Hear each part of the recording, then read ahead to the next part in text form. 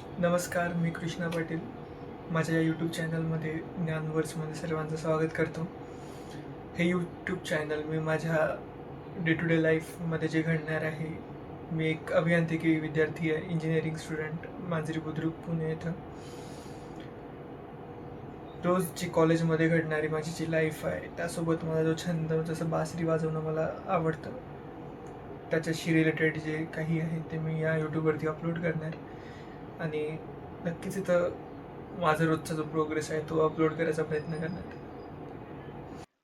तर first video आहे. नेमकं यामध्ये काय करायचं मला अनप्लॅन्ड टोटल. समोर बासरी दिसली, म्हटलं चला बासरीपासूनच स्टार्ट करूया.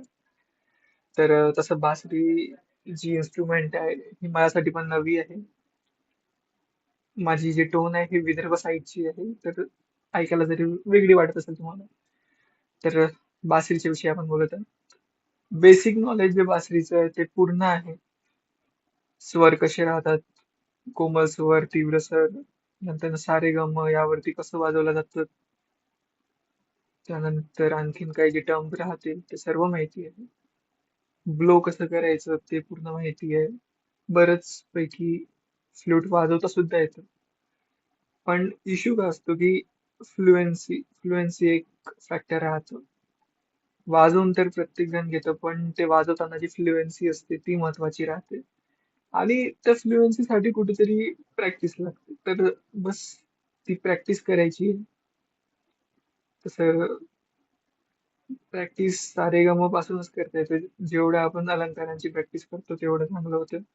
आणि त्यानंतर सॉंग्स वगैरे प्ले करता येतं. तसं YouTube वरती एक शॉर्ट टाकलं होतं आधी, त्यावरती श्रीकृष्ण गोविंद या फ्लूट वरती प्ले केलेलं आहे. तुम्ही बघू शकता त्यावरती. तसंच आणखीन एक सॉन्ग प्ले करून बघूया कसं कसं वाजतं. तसं यामध्ये एक कॉर्क असतो इथं. तो कॉर्क कुठं माझ्याने डिस्प्ले झाला तर त्यामुळं फ्लूटचा साऊंडच वेगळा येतोय. पण तरी प्रयत्न करूया आपण.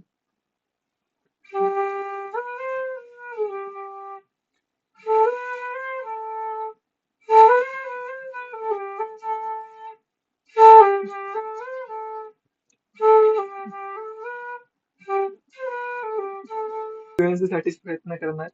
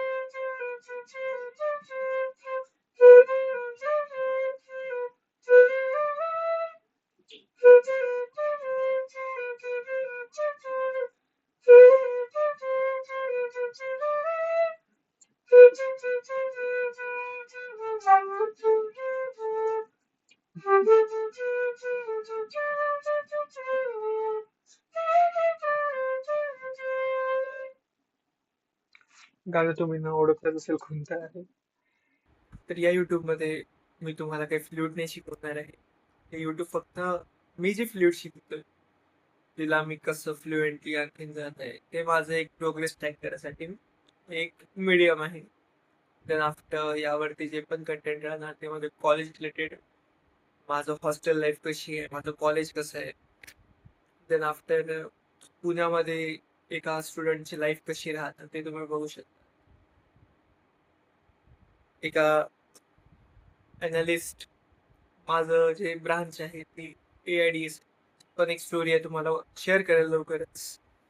कसं मला हे कॉलेज भेटलं, कसं मी इथं पुण्यामध्ये आलो आणि का ते कॉलेज चूज केलं, माझा स्कोर काय होता. सगळे प्रश्न आहेत. सर्वांवरतून आपण उघड करूया पुढच्या ह्याच्यामध्ये.